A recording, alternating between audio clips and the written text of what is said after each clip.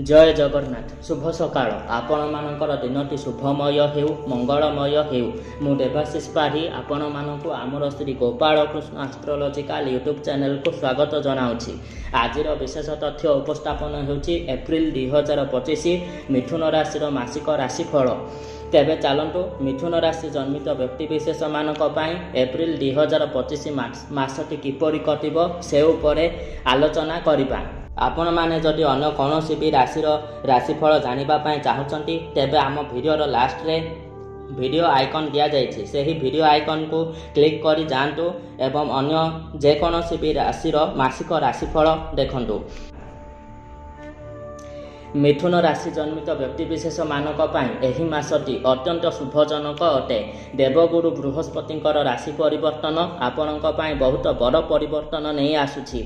छात्र छात्री मानक पई एही मासटी बहुत सुविधा सुजोग नहीं आसिबो। छात्र छात्री मानक पई जेउ टॉपिकटी पढ़िबा समय रे जटिल लागुछि मने रहु नाही सही टॉपिक उपर अधिक ध्यान दियंतु एवं निहाती भाव से आपण पारंगम हेबे।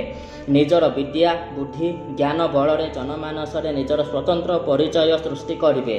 कैरियर रे कौनसी बड़ सफलता प्राप्त हेबो। निसंतान दंपति माने ज्ञानी गुणी मेधावी संतानर जनक जननी हेबार सुजोग पाइबे। प्रेम संबंध रे अधिक सफलता प्राप्त हेबो। जो माने सिंगल अछंती सेमानक लाइफ रे न्यू पर्सन कर एंट्री होई पारे। वाणिज्य व्यवसाय क्षेत्र रे सफलतार पहाच चढ़ी चढ़ी शीर्ष स्थान रे पहुँचे।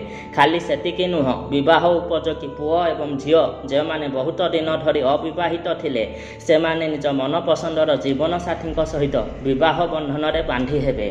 रहुथिबा स्थान किंबा जन्मस्थान ठारू पूर्व किंबा पूर्व उत्तर ईशान्य कोण दिगरे विदेश यात्रा करि पारंती। एही मासरे आपणकर कर्ममय जीवन रे मध्य बहुत बड़ परिवर्तन आसुछि।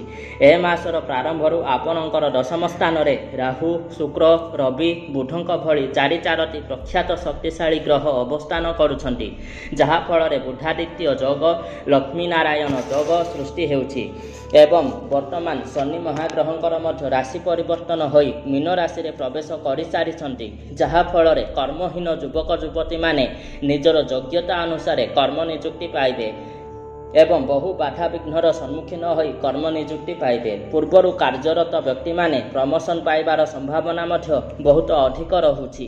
वाक् चातुरी वाक् सिद्धि प्राप्त हेबो। पैतृक संपत्तिर मालिकाना प्राप्त हेबो।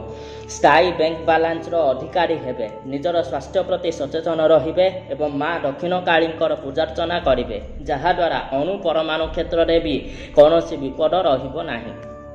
एवं ए पर्यंत जदि आपण आमर चैनल को सब्सक्राइब करि नाहंती तेबे आमर चैनल को सब्सक्राइब करंतु लाइक कमेंट दियंतु।